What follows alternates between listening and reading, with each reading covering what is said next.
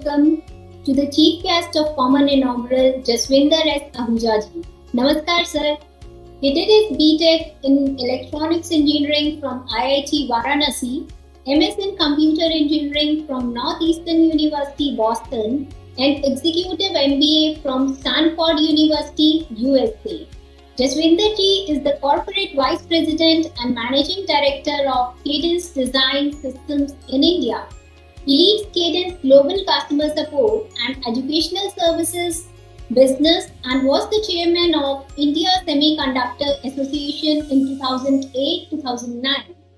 He has also served as a member of Executive Council several times. Currently, he serves on the Governing Council of Software Technology Parks of India and is on the board of Electropreneur Park, the first ESDM electronic system design and manufacturing incubator in India. Being an industry leader, Jaswinder S. Ahuja ji is requested to share his views. Over to you, sir. So I wanted to talk about semiconductors and electronics industry because that's the industry that I belong to. That's the industry where I have spent my entire career. And I've organized the talk in quite simple 4 sections. I'll talk about a little bit of the story so far. We can't see where we are going unless we know where we are coming from. I'll speak to some of the global trends in electronics, and I can already say that it's very encouraging to see that a lot of the FDPs that are happening this week are very well aligned with the trends that I will speak about. I'll introduce the concept of intelligent system design, which is a bit of a new paradigm that we see emerging in how electronic systems are being designed, and share some of my perspectives, if you will, on the implications for education. And again, I have to confess that I've learned a lot already through the introductory remarks that have been made this morning, and I'm very encouraged by what I have heard this morning, and some of the thoughts that I will share. You'll find that they are very well aligned with what has been shared earlier today. So, in terms of the evolution of the semiconductor industry and the electronics industry, at the core of it, I think we are all very familiar with this, is the Moore's law, which basically says that the number of transistors that can be incorporated in a chip will exponentially double every 24 months. Gordon Moore of Intel introduced this in 1979, and for the most part, this has been true up until now. What's actually more interesting than the Moore's law to me is the inverse of Moore's law, because that is really what's driven the growth of the semiconductor industry, which says that the cost of implementing any functionality in silicon halves every 2 years, which means something that cost $1 million 25 years ago is going to cost $200 or less today. And there are actually enough examples to bear this out. For example, a PlayStation or an Xbox available today for about $250 has the same power and performance and capability that a multi-million-dollar military flight simulator had back in the 80s. So we've seen enough examples of this. Again, Professor Sahasrabudhe has seen the evolution of the industry. Some of the others in the audience might have also witnessed it, right? We've seen it go from mainframes to mini computers to desktops to laptops to today the average mobile phone that each one of us carries has more performance and capacity and capability than a large mainframe did 25 30 years ago, that used to occupy a whole room and required a team of 10 15 20 people to operate that thing. But what we are also observing is that the Moore's law, which is all about CMOS scaling, is starting to approach some limits. Today, 7 nanometer process node is in mainstream production. We know that the foundries have 5 nanometer process node ready for production, and designs are being done, and we should see that go into production sometime in the next 1 or 2 years. We are currently collaborating with the foundries, helping them get ready for the 3 nanometer process node and the 2 nanometer process node. And in some instances, they are attempting the 1 nanometer process node. But we know that at some point, CMOS scaling will reach its limitations. And obviously, that's where the new materials kick in, quantum computing and some of the newer techniques that are being explored right now early stages of research, but they could become commercially viable sometime in the next 10 to 15 year period of time. The ITRS, which is the International Technology Roadmap for Semiconductors, started to say that, look, CMOS scaling will end. New materials may take some time to become commercially viable. The future for the foreseeable next 10, 15 years is all about heterogeneous integration. And so the concept of more than Moore has been emerging over the last several years. On the one hand, we see that CMOS scaling will continue surely up until 3 nanometer, may go all the way up to 1 nanometer. But increasingly, we want to do real systems on a chip. And real systems on a chip is going to require heterogeneous system integration. Things like we've heard about things like chiplets emerging. We've talked about system in a package, where we can take CMOS, largely digital, some analog in an earlier process node together with imaging, photonics, MEMS, RF, sensors, analog, put them all together and create a real system. So this is really what's driving the industry at this point in time. A lot of the innovation that's happening is all around heterogeneous integration, enabling heterogeneous integration, and building complete systems in a package. So what are some of the global trends in electronics?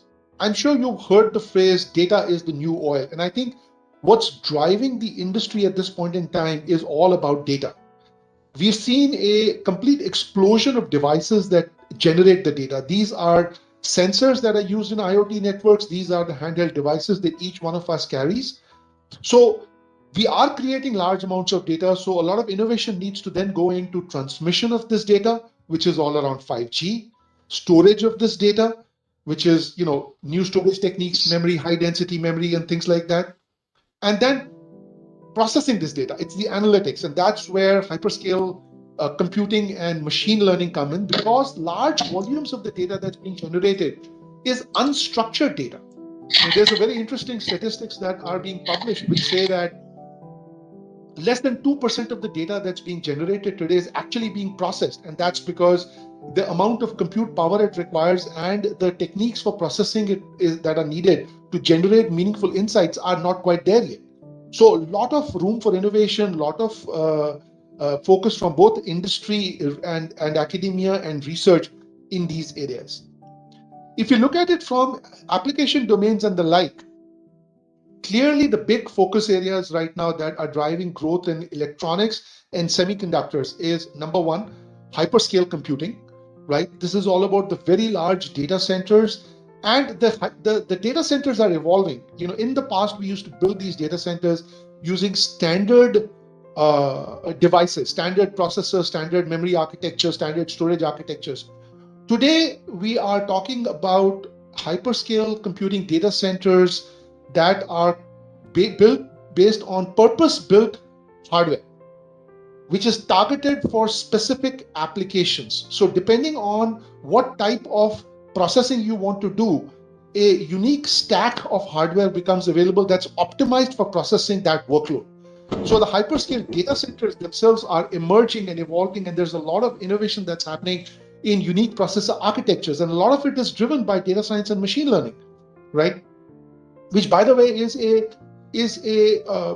generational trend, right? I mean, there is this concept of the sciences of the 3 Ps, right? And we talk about the first one being the science of place, which is all about geometry. That's well over 2,000 years old, and it's still very relevant. The second one is the science of pace, which is all about calculus, and that's about 500 years old, and it's still very relevant. And the third one is the science of pattern. And maybe with data science and machine learning, we finally have a way of computational models for the science of patterns. And again, if you think about the science of place and pace and how relevant they've been over a period of time, maybe this is the beginning of a seminal wave that will last us for another several hundred years. So we are at a very interesting inflection point in the evolution of the industry. Now, the data that's being generated, we talked about processing a little bit, but then the data needs to be communicated. And 5G is sort of the first evolution of that standard that creates, that allows us for ubiquitous communication, right? Man to machine, very low latency, very high density, very high speeds. Any data is available anywhere, anytime that you want it. And 5G communications really enables that. I talk about autonomous vehicles, and I think that's another very interesting trend that's driving electronics and semiconductor, because this requires very, very high levels of reliability, very high levels of stability. When I talk about autonomous vehicles, I'm not just speaking about cars. I'm speaking about also drones and UAVs of other kinds, and flying taxis, and the list goes on. Talking about autonomous vehicles, clearly, if you look at an electric autonomous vehicle of the future, it's basically a computer on wheels with a lot of complex dedicated hardware for processing of data being generated by a very large number of sensors, plus internal communication networks that needs to be self-controlled, right? All of the processing needs to happen within the automobile. And that introduces the whole concept of edge computing, right? Because we don't have, for latency reasons and the fact that all decisions need to be made in real time, we don't have the luxury of sending this data over even the 5G network to a data center for it to make some decisions and send it back to us. So all of it needs to happen for the most part, other than certain broader patterns that we want to communicate back to the data center for training purposes later on. We want the decision making to happen in real time within the automobile. Now, talking about electric autonomous vehicles, right? One of the biggest areas of focus and research, at least for electric vehicles, to make them commercially viable mainstream, is further research in battery technologies. Battery technology is one that's not progressed at the same rate as many of the other technologies that are going to go into these autonomous electric vehicles of the future. So battery technology is one big thrust area, and that is a lot of investment is going into it, a lot of research is happening, but a lot more needs to happen. And the last of these trends that I want to talk about is industrial IoT. This is mostly again around the application of things like machine learning and data science, convergence of hyperscale computing with robotics, and some of the newer techniques, like was mentioned earlier, things like 3D printing and the like. So these are some of the major electronics trends that are driving our industry. And I talked about, introduced the concept of edge computing a little bit earlier, and I think really there are three application areas in today's context that are going to drive edge computing. That's obviously the smartphones that all of us use, autonomous driving, and industrial 4.0. Moving on to the whole concept of intelligent system design, what's happening is, as I mentioned earlier, if you take the example of a classical laptop that each one of us use, that laptop is general purpose hardware. That laptop has a lot more capability and capacity and performance that any one of us uses. In reality, we are using maybe 10, 15, 20% of the capability that the laptop has to offer. And so the other way to look at it is that there is 80% wastage, could be power wastage, could be cost wastage, no matter which way you look at it. There's about 80% wastage in the manner in which that the economics of how that whole system works. If you look at the ubiquitous nature of electronics today and the complete explosion of all the places that it is becoming so very pervasive, I don't think we can afford that wastage. And if nothing else, just for the sake of power, we just can't afford to waste that much amount of power. So we need purpose-built hardware. Purpose-built hardware means you need to start with the end system in mind, the end application in mind, and say, okay, this is what the application of the system needs to do. What is the optimized hardware that we need that gives us the right amount of performance, power utilization, and cost? And that results in many designs. Okay. So we need to look, as I mentioned, even in the hyperscale data centers today, right? The single largest bottleneck in operating a data center is the power cost. That's the single biggest operating cost. And so power consumption and associated costs and global warming is a big thing on everybody's mind. And so if nothing else, just for power consumption's sake, we need optimized hardware. We need hardware that consumes the minimum amount of power, which means it needs to focus on doing just what it is needed to do and no more than that. So we need to take a top-down view towards designing our system first and then looking at optimized underlying silicon that gives us the right performance for that end application, and to acknowledge the fact that everything going forward is going to be intelligent. Everything is going to require a processing element. There is no electronics that doesn't do a significant amount of processing. And this is whether we look at it from a point of view of pervasive intelligence and intelligent systems, or we look at it from the point of view of edge. No matter which way you look at it, processing is becoming an integral part of every single electronic system. There is no electronics that doesn't have a processor inbuilt into it. So just one plug for my company. I mean, we've really looked at how we approach what we do in light of these trends, and adapted our strategy going forward to what we call the intelligent system design strategy. Traditionally, we have been in the EDA, or the electronic design automation business, which is the software that's used for silicon and other electronic design. That remains the core of our business, which is design. You see the inner circle of design excellence. We also recognize that our core competency is computational software. That's what we are really good at. That's what we specialize in. And so extending our core competency in light of these overall industry trends, we have expanded, or our growth trajectory, our expansion is in the areas of system innovation and pervasive intelligence. A lot of the R&D investments that we are making internally, plus a lot of the acquisitions that we are making, are aligned with that.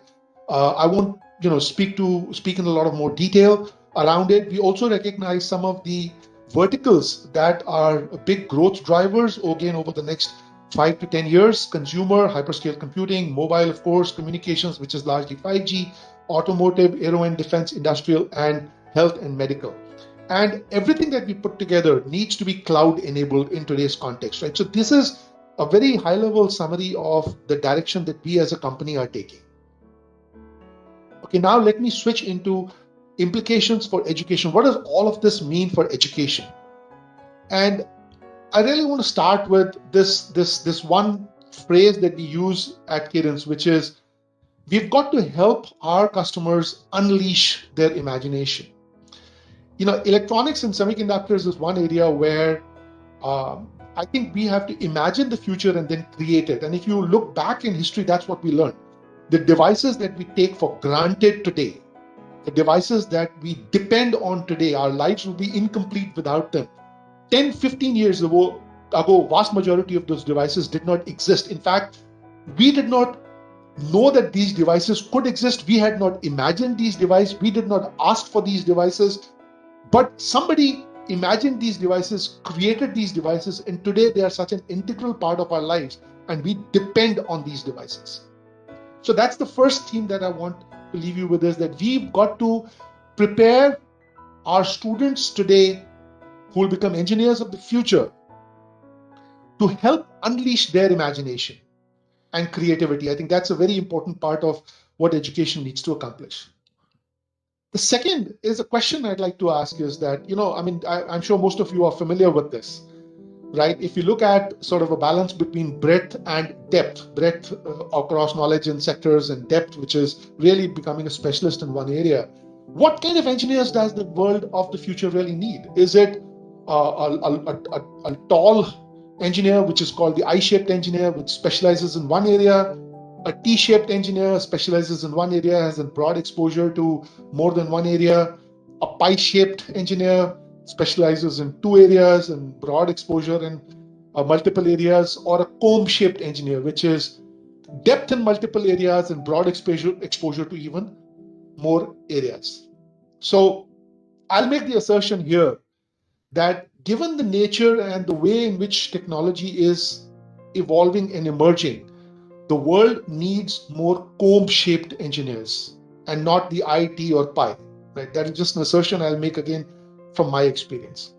What does all of this have? Again, when you wrap it up, what does all of this mean? Now, I'm sharing some of my observations from interacting with young engineers that are joining our company from multiple institutes. I'm sure many of those, or if not all of those institutes, are represented in in today's participants, among today's participants. Um, and what I'm observing of what's needed to succeed in the industry. 5 critical skills. This list could just as well be 10 or 20 or whatever, but I've chosen to focus on 5 that I think are perhaps more important than the others. First one is opportunity selection. Now, when I started putting this slide together, I first said, problem solving, but that's obvious, right? I mean, we need to have a problem solving ability. That's so very fundamental. But I think what's more important is opportunity selection. Which problem to solve? I think a person needs to be able to see that. I see that at a micro level within a particular project area, or at a macro level when you're trying to define a product or a project. Opportunity selection is very important. Now, we often say that India, we've got so many problems, right? We talk about all the problems that we face as a country. A flip side of that is a problem is an opportunity looking for a solution. So the good part is that we've got so many opportunities that we can pursue. So we need to build that mindset of opportunity selection. And I remember when I was doing my master's and I was interacting with some of my seniors who were at that point pursuing their PhDs, and I used to observe that they really would spend the first 1 or 2 years just doing research to identify which problem to solve, which problem is worth solving, because that requires them to do a lot of study in terms of the state of the art, what other people have done, what problems have already been solved, how they've been solved, is there a better way of solving those problems, are there new related problems that need to be solved. So we need to build that mindset amongst engineers in terms of opportunity selection. The first thing, so the second thing is, you need to build systems thinking capability in them. They need to be able to look at things from a big picture perspective, right? What is the end application? What is the end objective? What is, again, tied to the opportunity or problem that we are trying to solve? Be able to look at it holistically as opposed to just very narrow in isolation. Here is one domain, here is one problem to be solved, and so on and so forth. The next one is team orientation, right? Nothing in the real world can be done by an individual. It always requires a team. And they need to be able to work together in a team. That requires multiple facets. That requires a sense of cooperation or cooperation, however you choose to look at it. A healthy competition, but with a lot of cooperation. That requires being able to, we talk about the concept of self-directed teams, which means that they need to be able to look at what each other's strengths are and how to leverage those strengths. This requires strong communication and soft skills to be able to work effectively in a team. And this is so fundamental and foundational, and a lot of the engineers struggle with this because they are so used to working, competing. That part is taken for granted because they want to excel in their academics. But they're so used to just focusing on their work that they miss out on how to work together with others effectively. The next one is interdisciplinary expertise. Again, as I mentioned, a lot of the problems that need to be solved is all about convergence. A lot of the technologies are coming together to solve these problems. When I reflect back on my personal academic experiences, and of course that's a long time ago. I graduated in 1986 from ITBHU, and then masters in 1988. The most valuable and interesting experience for me at that time was a project that we did to participate in a technology competition, right? Back in those days, it used to be called MODEX. Now I believe it's called TechNet at Varanasi. And we were a group of engineers that came together from final year and third year students, came together from electronics, computers, and mechanical engineering, and built a 6 degrees of freedom robotic arm that could do pick and place programmable using an 8085 processor board back in those days. Now, pardon me if some of these things sound very archaic to you, but in 1986, this was truly unleashing imagination, right? I mean, robotics was not real and viable, and nobody used to talk about it. And this was an inspirational project, not just for us, but interestingly enough, for the faculty also. And I still remember that one of the faculty members got so interested that they literally, as a team member, worked with us on this project. And what that one project taught me, I think, was more valuable than everything else that I learned in the 4 years I spent in BHU. And this project, we literally worked for 4 or 5 months on this project. And it was a game changer in terms of all the various things that it taught us, all the failures we had, all the frustration we went through, all the workarounds we had to find to the problems that we were facing. Game changer, right?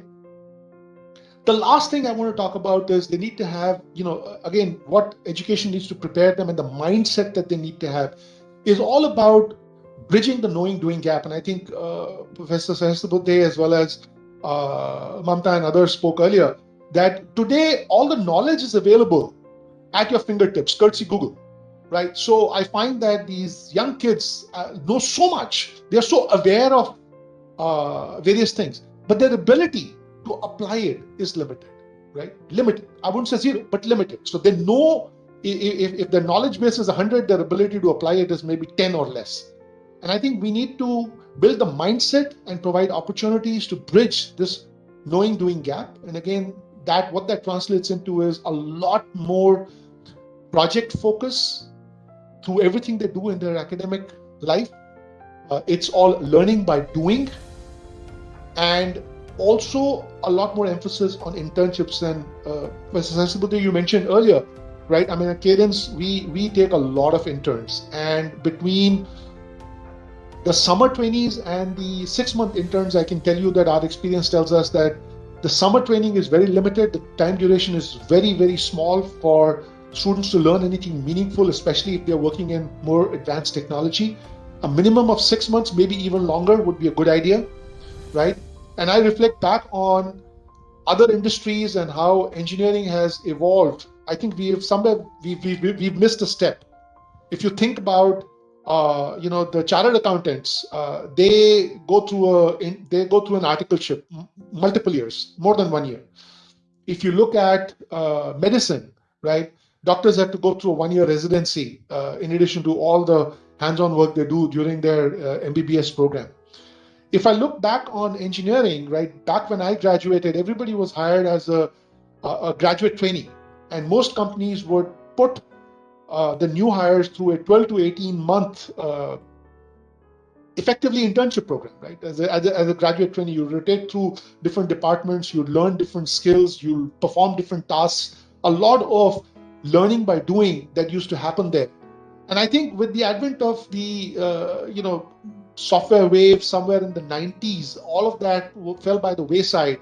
And, the students go straight from 4 years of BTech straight into the job. That entire internship learning has been missed out. I think the 6-year internship is a welcome step. I would like to offer my suggestion as an extension that I think it'll be even better if that's a 1-year internship. And with all due respect, I think the summer training, it does help acclimate the students to a real world work scenario, but it is not enough for them to learn truly meaningful skills about the real world and the real technology.